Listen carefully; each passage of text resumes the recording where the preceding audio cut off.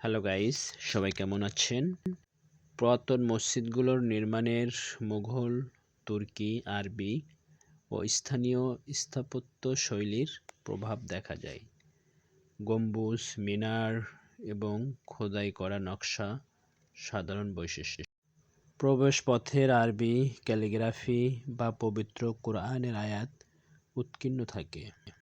পুরাতন মসজিদগুলো ইসলামী সংস্কৃতি, শিক্ষার বিকাশ এবং সমাজের গুরুত্বপূর্ণ কেন্দ্র ছিল। সে সময়ের নির্মাণ শৈলীতে প্রাকৃতিক উপকরণ যেমন ইট, চুন এবং পাথরের ব্যবহার হয়েছে। অনেক পুরাতন মসজিদ এখন ঐতিহাসিক স্থান হিসাবে পরিণত হয়েছে, তবে এসব মসজিদের সঠিক রক্ষণাবেক্ষণ খুব গুরুত্বপূর্ণ, যাতে ভবিষ্যৎ প্রজন্ম এই ঐতিহ্য সম্পর্কে জানতে পারে। ইসলাম ধর্মের প্রচার এবং শান্তির বার্তা ছড়িয়ে দেওয়ার একটি গুরুত্বপূর্ণ মাধ্যম। স্থাপত্য শৈলী এবং ঐতিহাসিক তাৎপর্যের মাধ্যমে সমাজে শিক্ষার ছাপ রাখা।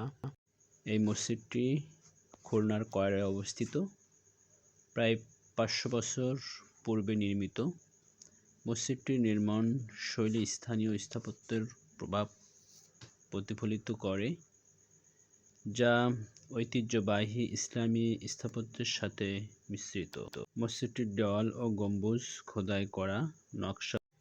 এই মসজিদটি বাগেরহাট খান জাহান আলী মসজিদের আদলে নির্মিত হয়েছে। কয়রা উপজেলার মসজিদকুর গ্রামে অবস্থিত পুরাতন মসজিদটি ইসলামী স্থাপত্যের একটি উল্লেখযোগ্য নিদর্শন। প্রায় 500 বছর পুরনো এই মসজিদটি স্থানীয় মুসলিম সম্প্রদায়ের জন্য ধর্মীয় ও সাংস্কৃতিকের গুরুত্ব বহন করে। মসজিদটি স্থানীয় মুসলিম সম্প্রদায়ের জন্য ধর্মীয় স্থান হিসাবে ব্যবহৃত হয়।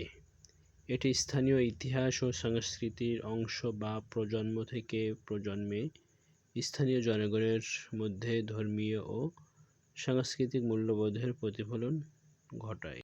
মসজিদটির সঠিক রক্ষণাবেক্ষণ ও সংরক্ষণ প্রয়োজন, যাতে এর ঐতিহ্য ও স্থাপত্য শৈলীর ভবিষ্যৎ প্রজন্মের কাছে পৌঁছানো যায়। পর্যটকদের জন্য এটি একটি আকর্ষণীয় স্থান, যা স্থানীয় ইতিহাস ও সংস্কৃতি সম্পর্কে ধারণা প্রদান করে। মসজিদকুরের এই পুরাতন মসজিদটি স্থানীয় জনগণের ধর্মীয় ও সাংস্কৃতিক জীবনের একটি গুরুত্বপূর্ণ অংশ। আল্লাহ হাফেজ সবাইকে।